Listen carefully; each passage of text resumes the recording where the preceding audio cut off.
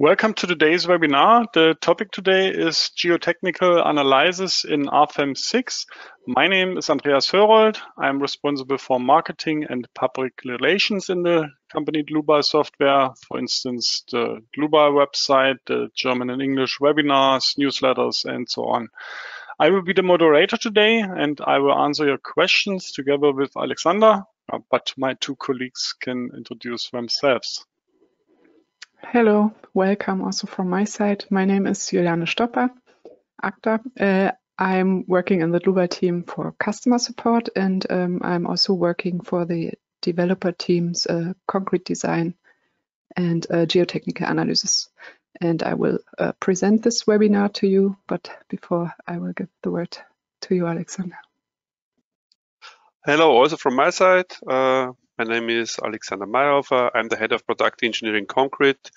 So I lead the development of reinforced concrete design and also work in the development of the geotechnical analyze add-on. Today I will answer your questions in the chat. Okay, thank you for your introduction. Then we can switch off the webcams so the attendees can see the full screen. I say some words for the attendees who participate the first time, how you can ask questions. You can show the control panel on the right side of your screen with that arrow, and then you can enter your question here. And Alexander and me will answer you.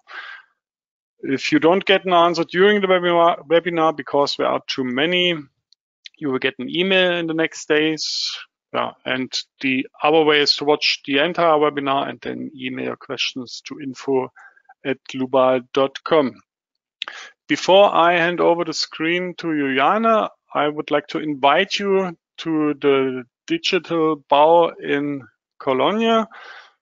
Yeah, you can secure your free ticket if you book a live demo of our programs. Yeah, just click on that link here, or you can scan the QR code. Then you get your appointment and your free ticket. Yeah, okay, then I hand over the screen to Juliane. Just a moment. Okay, Juliane, it's your turn. Okay, thank you. Thank you, Andreas. Before we go to the program, I will show you some short slides. We start with the agenda that you can see already. I will read it to you. In the first step, we will have a look at some theoretical background, some basics regarding the geotechnical analysis, and we will work about the definition of the soil materials. In the second step, we will create boreholes in RFEM 6, on the one hand in the classical way, and on the second way by using WebService. After that, when we have boreholes in our model, we will generate the soil massif, the soil structure that shall be analyzed. We will have a look at the concrete building also and the loads. After that, we will have a look at the analysis. We will check the settlements and the soil pressures for the reinforced concrete building. And after that, we finished the main part. We will have a look at the printout report, how we can document all this model and analysis.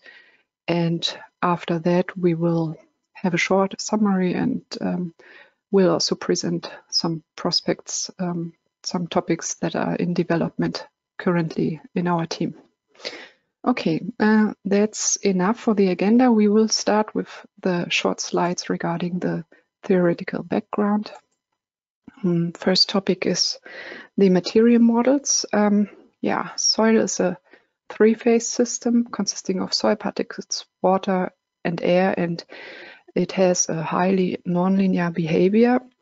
For being able to model soil well enough, it is important that you have material models that are able to represent the most important soil behaviors, let's say. Therefore, we have in RFEM 2 models. We have the modified Moore-Coulomb model and the nonlinear elastic model. We have 3 further models under development, but this will be told in the prospect more in detail. Yeah, so let's have a look at these current models. The modified Mohr-Coulomb model is a linearly elastic, ideally plastic model. It shows linear elastic behavior according Hooke's law in a range of allowable stresses, let's say, and when the yield criteria according Mohr-Coulomb is reached, it shows ideally plastic behavior. The Mohr-Coulomb model is a relatively simple model that can be used for deformation calculation without reversion of load. Then we have the nonlinear elastic model in our program. It's a model that is able to show the stress dependency of stiffness that soil shows. So this means that dependent on the stiffness state the element is under, it shows a different stiffness. As the different stress state, it shows a different stiffness. And it is also able to differ between first loading, primary loading, and unloading and reloading. In unloading and reloading situation, it shows linear elastic behavior. This model is suitable for deformation calculation, including lower reversions of load and with distance to the failure. Okay, so far to the models. Let's come to the next topic. This slide shall show that it's important that the supports, our soil needs to be supports, it's supported by surface supports, that these supports have enough distance to the area you are interested in, so that this support stiffness doesn't influence your result, or don't influence your result. And you can find proposals in the literature regarding these distances. Here I'm showing an example from the German Geotechnical Society. You can use such recommendations as orientation, and after you calculated your model, you can check the boundary surfaces, and you can check how the stress changed and whether your boundary surfaces are far enough or can come closer to the range, to the area you're interested in, or the part you're interested in. Okay, then we can come to the third and last short theoretical slide, the geostatic stress state, or the initial state. As I said, we have this stress dependency of stiffness in soil behavior. So if you want to analyze your building with the right stiffness, it is needed that you know the stress state your soil is in. So what we do is, in a very first step, we calculate the geostatic stress state. We analyze a load case for self-weight of soil. In this load case, the self-weight is applied and the stress state for all the elements of soil is calculated. Then you have in each element the right stress state, and then the right stiffness can be used for the further analysis for your building. If you would start without this initial state, without this geostatic stress state as primary loading, all the elements would start from 0 in the material behavior, and all the elements would show stiffness, this stiffness that I show here. And this would not be right. All the elements dependent on their stress state show different stiffness. So what we need is we need the stress state. We get the correct stiffness. What we don't need is this displacement that is calculated as well. We are not interested in the deformation that happened to the soil due to its self-weight. For us, if we look at this picture, this is the start situation, and we want to know the deformation that happens for the further loading. So what we do is we reset this displacement to 0. So we have the stress state, we have the correct stiffness, and the deformation is set to 0 so that it starts to count the deformation from our further loading from our building. Okay, but we will see this in the program as well. That's enough for theoretical backgrounds. We now go to the program. I open RFEM 6, and what we see is our concrete building. It is prepared so that we can today focus on geotechnical analysis settings.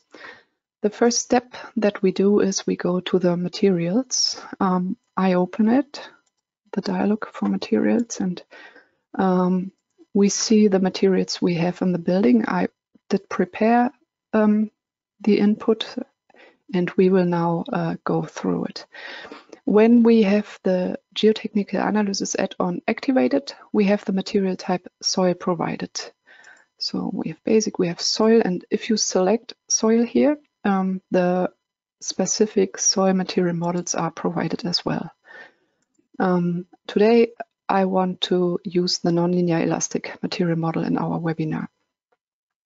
Our soil materials, they are always user-defined materials. So it's activated and it's not editable. This is done because you will have always project-specific values for your soil. You will always have to modify the values and enter values. We, of course, provide some materials in the library, but we will see this later. Here on the right side, you can enter some basic material properties. And for soil, we have the specific weight, which differs between drained and saturated, so that it can be applied dependent on whether the soil is under groundwater level or above. Yeah, and when you have a specific soil material model selected, this specific register opens, and here you can enter the further material parameters this model needs. For the nonlinear elastic model, we have at first here the option to enter the shear strength parameters like cohesive strength and angle of internal friction. And on the right side, we can see drawing that a scheme for the material model behavior. And here you can see the equation that is used. So we enter the shear strength parameters, and what is needed else is we need a reference stiffness that is we get from soil tests, from laboratory tests, and this stiffness is tested with for a reference stress. So we need these two. We need for a stress the tested oedometric stiffness. We have the shear strength parameters, and then for each stress situation, the related stiffness can be calculated by the model. We also have here this this M value. It lies between 0.5 and 1, 0.5 for sand and 1 for clay. This influences the stiffness, the stress dependency of the stiffness. Yeah. If you are in our dialog here for the specific soil material model and some questions come up, you easily can use this help button here. I want to shortly show it. It brings you to our online manual, and you can check some background information and see some hints and so on. But this is a short tip. Let's go back to our dialog. Okay, in our model today we have a first layer, a kind of filling, then we have a second layer of sand, then we have a till, and then a second sand with higher modulus of elasticity. What I want to show is also shortly the library. We have the library here, and if you select material type soil, as I said, we also propose, we offer some values that you can take over if you want to just model an example or something. You get values here too. Okay, but I will cancel this and keep my prepared values. That's it for the material. In the basic objects, we see that there are some other objects that already exist. They belong to our concrete building. We will go on with the input for geotechnical analysis, and therefore we go to special objects.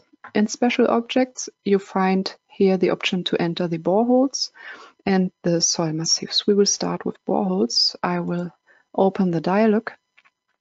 Boreholes allow us to directly bring the values from the geotechnical report to RFEM. We can enter for a specific location along the depth, the material, and the material parameters. And this is what we will do now as a short example. I keep 0 as location for this example. Here you can enter the groundwater level that was discovered by the field tests. And here you can enter the layers that were discovered. And you start from 0 into the depth of the top of the soil. So we start with our filling, and we have sand. Then we have this, and we have our second sand layer. And of course, you need to define the thickness of the layers. This is just as an example. We have 2 meters of this and maybe 20 of this. Here you can see a scheme for your profile. You can see the different materials, and you also have the option to print this, to print out report or to clipboard, to file, and so on. Okay, that's it. That's enough for our borehole. We can now see it in the model. It was placed to the location that I entered, and it is here now. And now I could go on and define more and more. You can find the boreholes also in our table. If you are here in structure and special objects, you can find here this register for boreholes, and you can find the list of boreholes here with the coordinates. And you have this small icon that shows that groundwater exists. And if you double click here somewhere, the dialog opens again. Yeah, that's the classical way of entering our boreholes in RFEM 6. I today want to show another way that we provide. We want to use WebService. You have the chance via WebService to communicate with RFEM 6 via different programming languages. And in this case, in our case, it was done with a small C# program. This program was prepared to read borehole data from a list and write it to RFEM 6. And the file that I will present, the small program, we will provide to you with the webinar documents, with the webinar files. Okay, but now I want to show the table that we will read. This table is a list of our boreholes with the coordinates, and we here have the information about how many layers the current borehole has, and next to it, it needs to be filled the number of the material and the thickness of the layer. And you have to take care about that the number of the material fits to your input in the RFEM 6 file. So I did take care of that, and I have my list prepared, and now we will start our short application. Before we start it, maybe a hint. If you want to use WebService, you should check here in options, program options, that you have the WebService active. You have here this checkbox. It needs to be active so that WebService can communicate with RFEM 6. Okay, now we will run our application. I will go to my file where I have my Excel file. Here it is. I will now start it, and we will see what's happening. At first, it reads the data. Yeah, now it did it. Now it will connect to RFEM. RFEM will be logged, and it will write all the data, and then again allows me to contact RFEM. Now it's writing it, and it is done. I have all the boreholes of my list in my program now, and it can be imagined that it could be much more boreholes. It would be quite comfortable to write them into RFEM like this. Okay, so that's enough for the boreholes. As you can see, if you have some processes that you do again and again for your kind of models, it can be useful to use the web service and make the work easier. Okay, we have now the boreholes and we can create our soil solid from that, and therefore we open the soil massif dialog.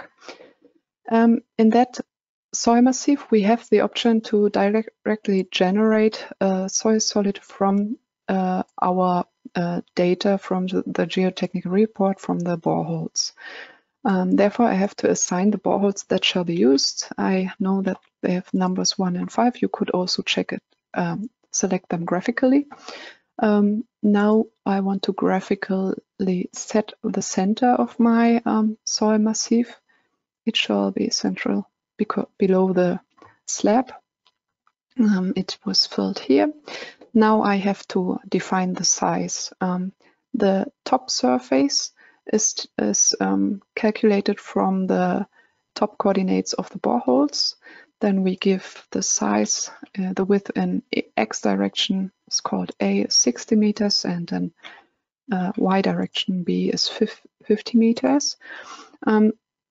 The depth of the massif is also, as default setting, taken from the boreholes, but it is possible to edit it. You can uncheck this box, and if you want to make it smaller, you can make it smaller.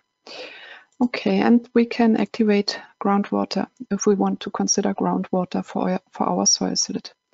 That's it. That's what needs to be done for our soil massifs. We will say OK and have a look at our soil. Now we see that our soil was generated, and we check what is contained. We now can find in basic objects that some solids were generated. We have, for each layer of soil, we have an own soil solid. The layer surfaces, they are approximated dependent on the depths that we gave by the boreholes. Then we have the groundwater surface that you can find here. That was generated, also dependent on the groundwater level that is given by the boreholes. And we have surface supports that we can find here in types for surfaces, supports. Here we can find our supports. And we have one type of support for the vertical boundary surfaces. These are supported sliding, which means in the direction vertical on these surfaces, the deformation is not allowed. And here at the bottom, we have a fully fixed support. Yeah, you can see here. Yeah, that's what the creation of the soil massif does. We can see that the solids, the supports, and also our groundwater surface was shown in a different color here. This shows us that it's a generated object. Here we can see it's generated, and we can also see here in the bottom, it's generated and it is connected to the parent, to our soil massif. This means that if you do changes in the soil massif or in the boreholes that are contained in that soil massif, automatically our your soil solids will be updated, and if needed, the groundwater surface and the supports. This is the one option. You also can change this situation. You can change here the massif type, the soil massif type. In the dialog for the soil massif, you can switch it to set of solids. Then this generated state is cut, it's disconnected. This makes that there's no dependency anymore. So your solids wouldn't be updated if you would change something. It in the same time allows you to edit these objects freely. Yeah, that's just as a hint regarding the soil massif. Okay, But that's enough for us. We have our soil created, we have our building created. What I want to do too with you is I want to create a surface contact so that no tension will be allowed between the slab and the soil. Therefore, we are at the right place in the special objects. We have the surface contacts here. I double click on it and we select the surface of our first group. It's the top surface of our soil. And here I select my slab. I take the small area there and this one. And my new surface contact is prepared. I have a surface contact type here, failure under tension, assigned. I say OK, and I create a new one, again on the top surface of my solid. And now I want to assign these columns footings here. I select these surfaces. Now they also wouldn't allow tension. Okay, now I have my building, I have my soil, and I have the connection between them defined. Maybe one hint also, if you want to create a surface contact, there needs to be a distance between these two surfaces. Okay, now we have our model prepared. What we need now is the mesh for the analysis. For the mesh, we can go here to the Calculate menu, and there we find the mesh settings. I double click or I click on it. And what we see first is the general settings. And here you can see the target length. It gives the length of the finite elements that shall be used in our model. And when we look at our model, we see that we have quite smaller dimensions in our building than in the solid. So our solid actually needs a different mesh size. And therefore, we did create here in the solids register an own option for you where you can write the wished size for the soil solids elements, finite elements. And we have here the 2 meters and the general is 1/2 a meter.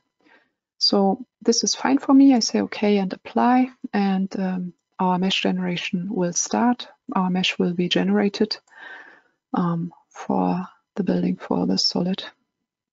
And we can have a look at this.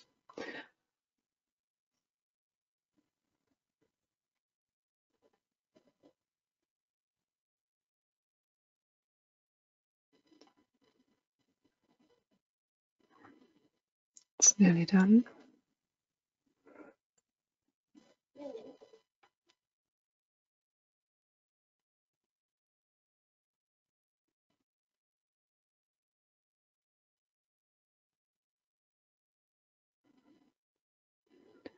It normally is not that slow. It is related to our GoToWebinar.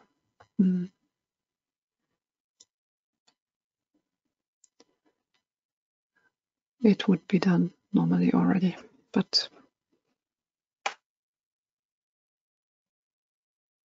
yeah, now we have it.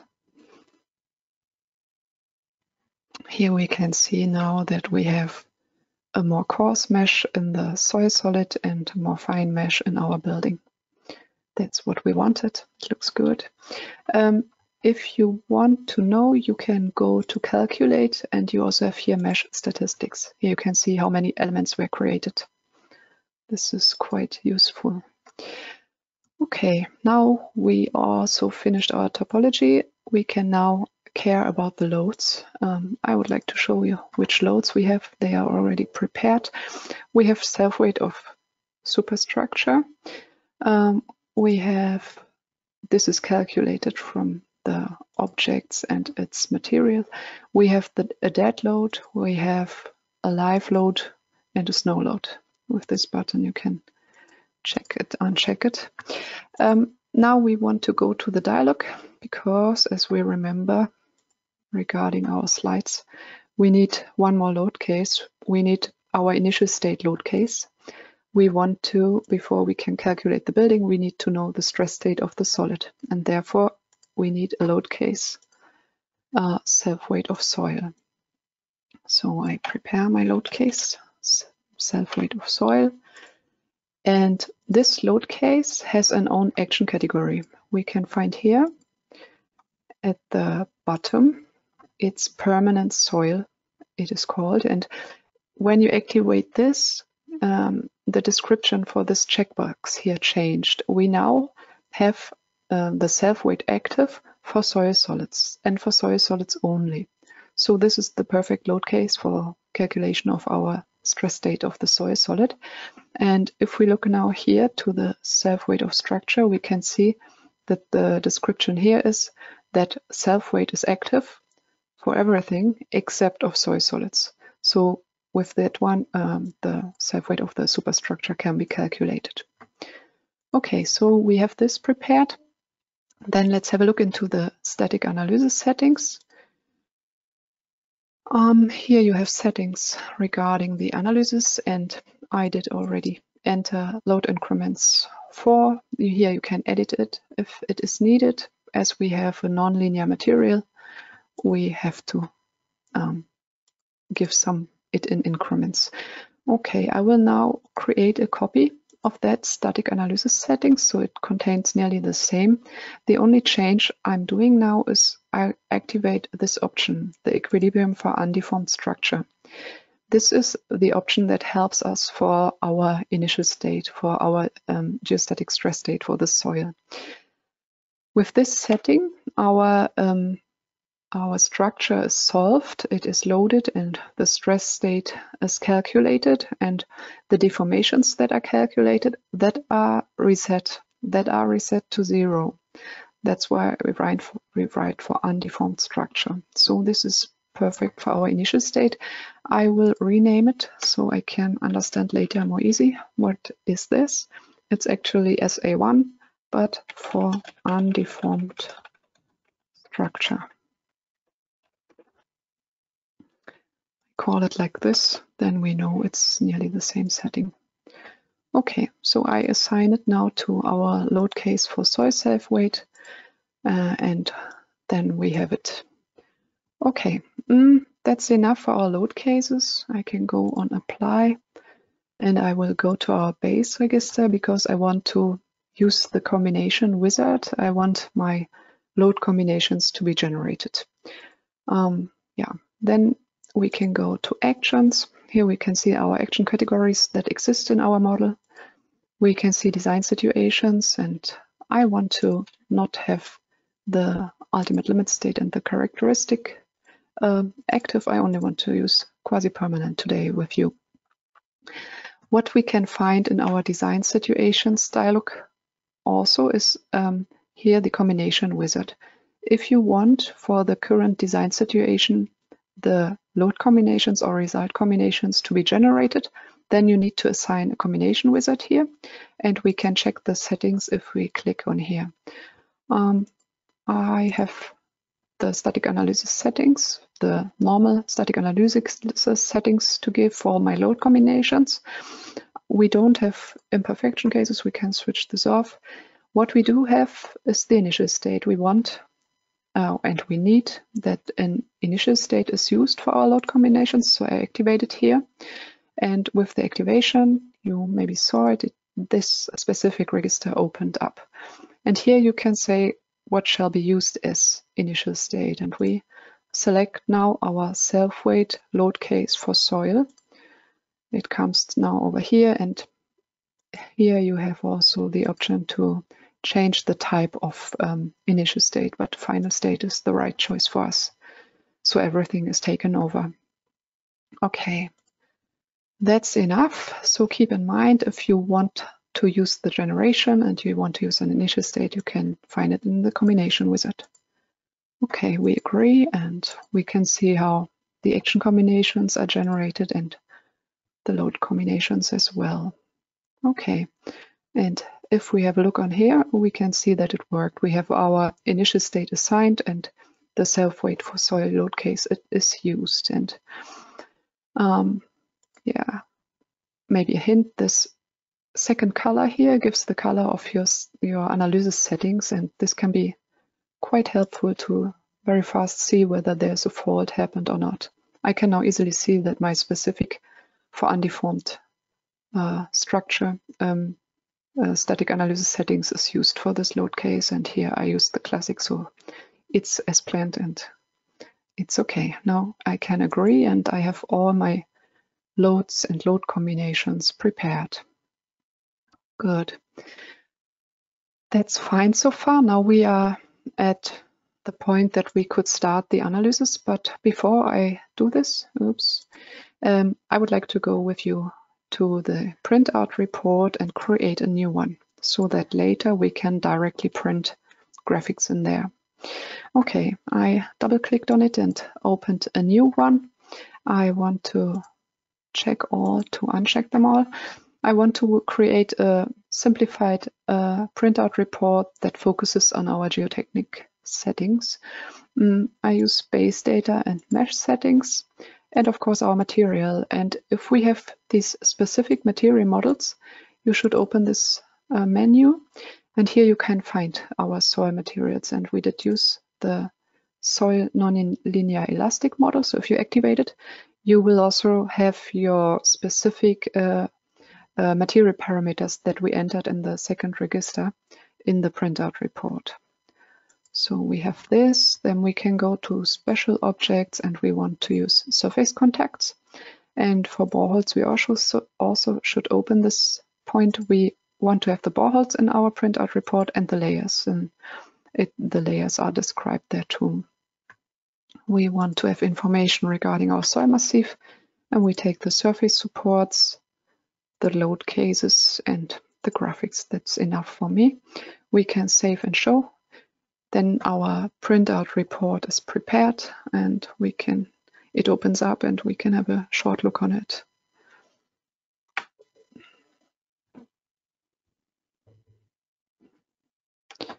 Okay, we can see it here already. It should open up also.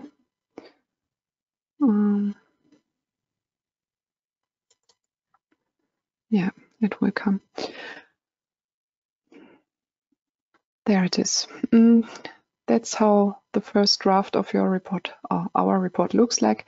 We have here a graphic, and with right click on it, you can easily edit it. If you want to see it in a different way, I would, for example, use the solid display and maybe remove the nodes and so on. And then we can see that it was print what I wish to print. I have the boreholes, the layers, the materials are also there. Here we can see our specific values for each material, and we have massive information and so on. So that's for the input. I now could also, just as information, and as I said, we can print a borehole there. I do go here and say print graphics to printout report, and when I get a draft and this format is fine for me, I say okay, and then it comes to our report directly. And if I don't like the position, I can also move it per drag and drop, and I move it to my boreholes chapter. Then I have my graphic there as an information. Okay, so that's for me now enough for our printout report for the input so far. Now we really could start the analysis, and I prepared this. We have a model that is calculated already so that we have enough time to look at all the results. Okay, so this is the analyzed model. You can just go on calculate or to calculate, and then it's calculated. And here we have the results. Before we look at the results, I want to go with you into our load cases dialog, and I want to show you something. In this model, I also added another self-weight for soil load case just for information. Here I use the classic static analysis setting, and we can compare the stresses and deformations for these different settings. And what I want to show you as well is these load cases.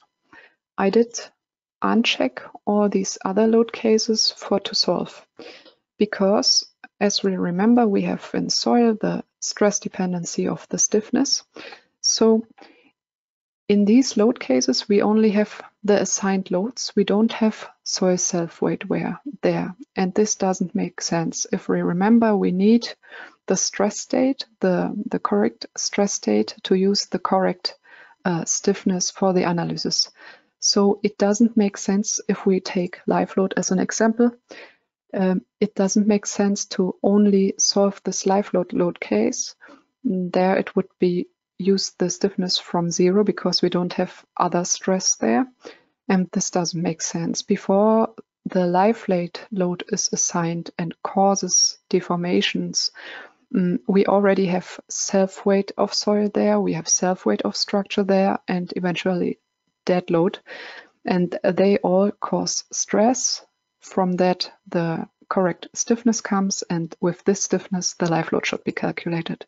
So it doesn't make sense to calculate it alone, and it doesn't make sense, and it also can cause problems in the analysis, as it doesn't make sense to use this model and only calculate a live load on there.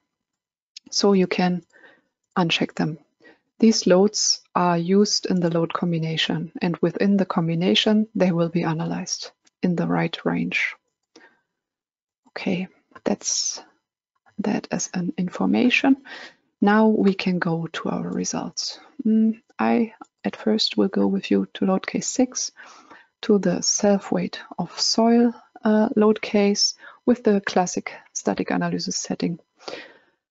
I will bring it to center. We have here the navigator for results, and it is separated into 2 parts.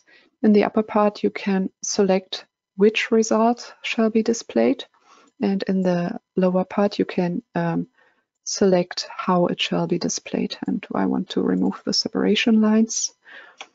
Yeah, I prefer this view. Okay, so what we now see is the solids stresses. It's the stresses in Z direction from self-weight of soil. We have here on the right side also the panel for it, and we can see the values for the colors. What I want to show you now too is that our load case 5, that has the other static analysis settings for reset of displacements. If I open this load case, we see that the stresses don't differ. Now it's load case 5, and we see that nothing changed, though. So the stresses were calculated absolutely in the same way. I go back to load case 6, and now we can have a look at the deformations. And we see the deformations that are caused by soil self-weight. It's around 120 millimeter in this example. And we can understand that we don't need these deformations in our final results. It makes it more difficult to see the results of the building, and we are not interested in them. And that's why we can reset them. And this is what we have done in load case 5 with the specific static analysis setting, and we see now it worked. In our load case 5, the global deformations are 0. So this can be assigned as initial state, and then every further load causes deformation, but this self-weight load didn't cause any deformation anymore here. Okay, so then let's have a look at the stresses again. We now stay in that load case 5. We look at sigma Z. And we have a look at the bottom surface. We see the stress there. We have here around about 280 kilonewton per meter square compression. And if we now go to our maximum combination, where we have assigned all the other load cases, we can check the stress at the bottom surface too. And then we will see how it changed by our building. So with the building here, we have a change of around about 3.7% at the bottom surface, and this is fine. This is it's a good result, so that it shows that our bottom surface is far enough from our building, so it doesn't have a negative influence on the behavior here. And this check you could do with the other surfaces as well. You could check how the stresses at the boundary surfaces are changing, and then you could decide whether you need to have a bigger soil massif or whether you could maybe reduce dimensions and so on. Okay, but we now see that in that direction our soil massif is fine. Then I would like to show you another thing. We can have a look at the principal stresses. We will look at sigma 3, and I want to change the way of display. I want to use the isobands for solids. I select it here and it will come. And now I want to show you a useful setting that you can use when you have initial states. We now do see the final results. We see the results from the geostatic stress state. We see the it's now stresses. Yeah, we see in sigma 3 the stresses from soil self-weight, from dead load from the building, from self-weight from the building, and everything. But it is also possible to display the differences to initial state. We remember initial state is the self-weight of soil, so I can check the difference between my final state and the self-weight of soil stresses. And then I see the delta stresses, the stresses that are caused by my building. And I can see how they behave in the depth. And this is a quite nice feature. It's, yeah, you can switch between final results and differences. Okay, for these differences, for this situation that we have the results of the building load, I want to have a look with you at the sigma z stresses, at the pressure below the building. We can find here again, and we use the original, the isobands display way of display.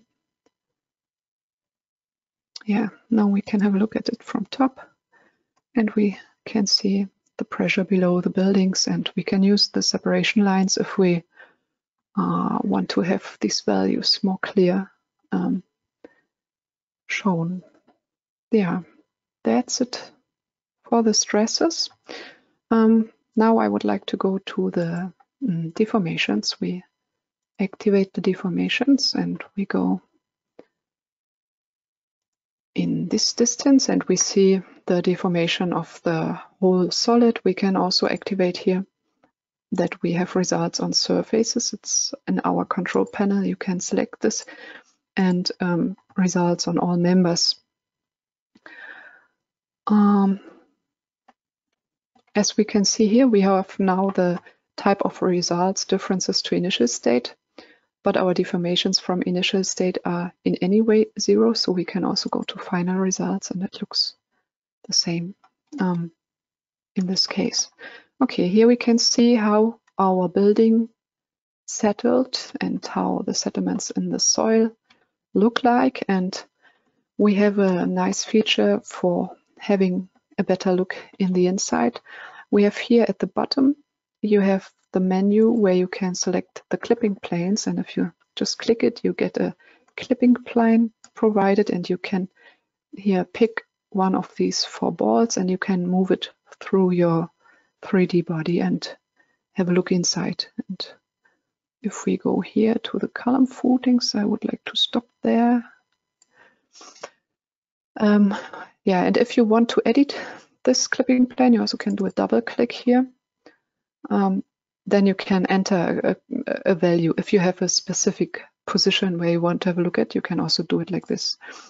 Okay, so what we can see here now is yeah, an advantage of the finite element analysis of the whole system, the superstructure and the soil together. We can see now that we easily have in our results the effects of influence or the interaction between parts of the structure and the soil. We can see that this slab causes here some settlements around it, and these settlements, they influence also the settlements in these footings of the columns. And these effects you in this quality, you only can reach with 3D finite element analysis.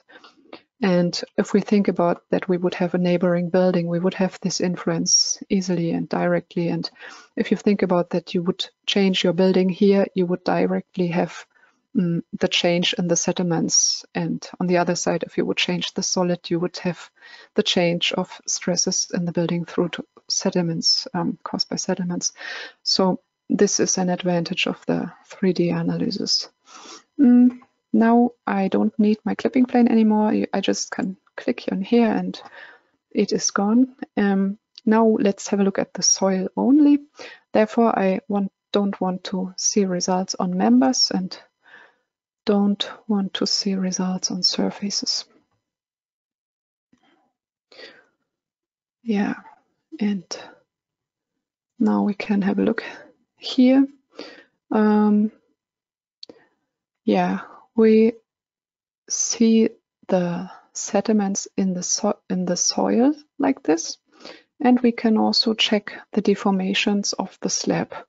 Therefore, now I can uncheck the solid and I can activate my surfaces, and I did prepare an object selection.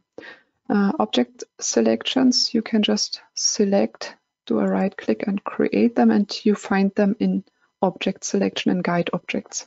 So I did assign an object selection that contains all surfaces that are placed at the bottom of the building or on the top of the solid.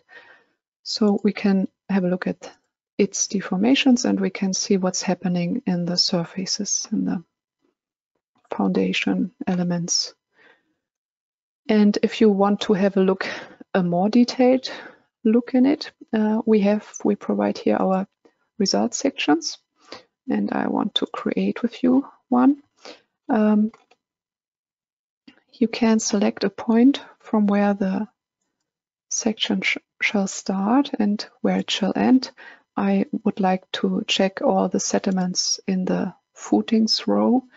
I don't need to cut solids, and I want only results for the surfaces placed on top of the solid, and therefore I can use my object selection. I just click on here and it writes all the surfaces that are contained in that dialog. I say OK, and I have my first results section. Here in this panel you can set the display factors, and I want to bring it upwards so we can see our results section more clear. In the navigator for results, I can also modify the way of display, and I would like to see more values. So I can see what's happening in these footings of the columns more in detail. And I would like to do another results section.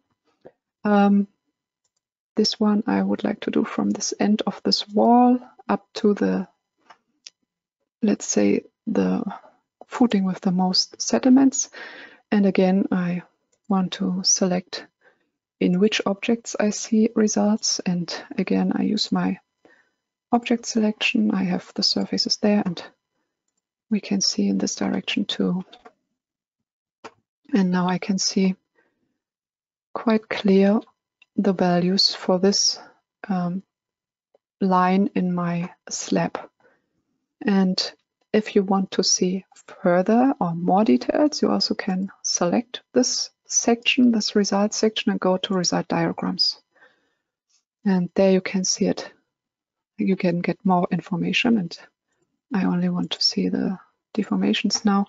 Here we have surface 1, and here we have surface 24, which is our footing. And yeah, I can also print this to printout report. Here I can say print graphics to printout report, and it prints it to our prepared report. It looks fine to me. I say OK, and I can also select my first result section and directly print it to the report. It gets the same settings as the one before, and it also looks fine. And maybe as an additional information, I could also give an overview, and yeah, here we can see both. We can also print this Here you can go on File, Print Graphics to print out report, and you also can use this key combination. Here you get a preview also. Yeah, it looks good to me. It's good as an overview. I say save and show. And then our printout report for the solved model opens up. This was my aim. This was the aim of this webinar. I wanted to show you geotechnical analysis, and we wanted to see the results for settlements and the pressure below the building. Now I would like to show this in the report. I did prepare some graphics for all the steps we looked at. They are contained in that report, and we can just summarize this. It opens up, unfortunately, a bit slow because of GoToWebinar presentation. But here we go.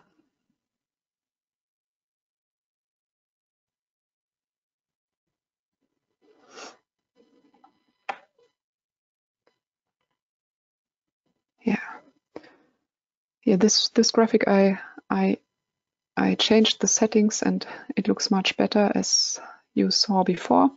Here we have our profile added, and I also did add the loads to this, the load cases to this report. And here we can see our results, what we looked at. We checked the sigma Z for load case soil self-weight for the load combination with the building. We saw the principal stresses sigma 3 and the sigma Z below the building. And we also looked at the deformations. And the surface deformations we checked.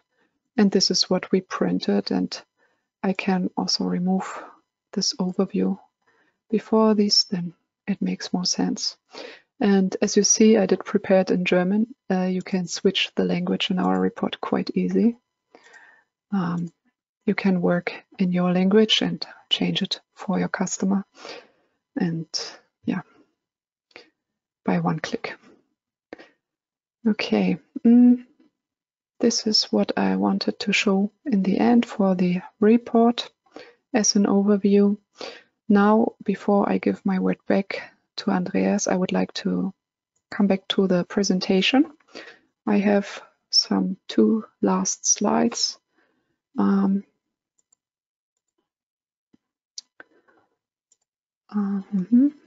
Cannot switch it right now.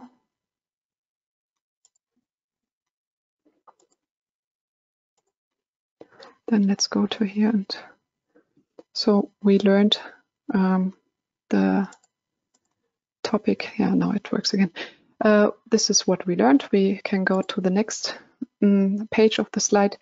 This slide we will also provide to you with the webinar files. And here I have a slide that summarizes some further links that are connected with the topics we spoke about today. Here you can find some links to web service, some introduction, this is the online manual and a webinar that is quite good.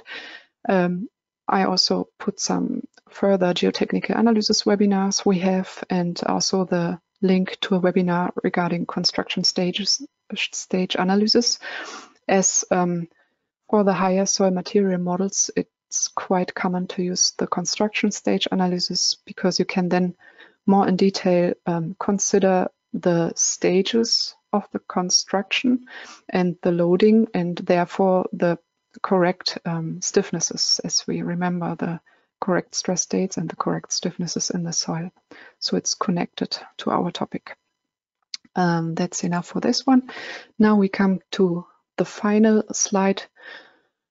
I would like to summarize that in RFEM 6 we provide to you an analysis for the superstructure and the substructure in one model. So we have soil structure interaction fully integrated, and you can quite comfortable consider the influences between different parts of the building or different buildings as well.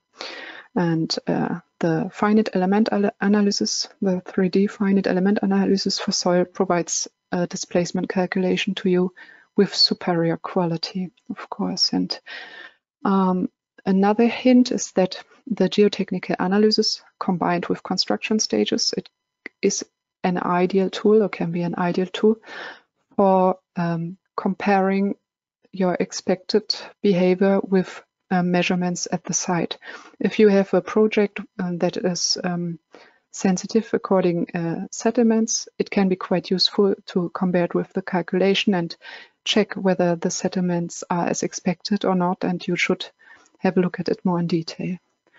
This just as a short summary. Then as prospect, as I said, we have 3 further material models in work.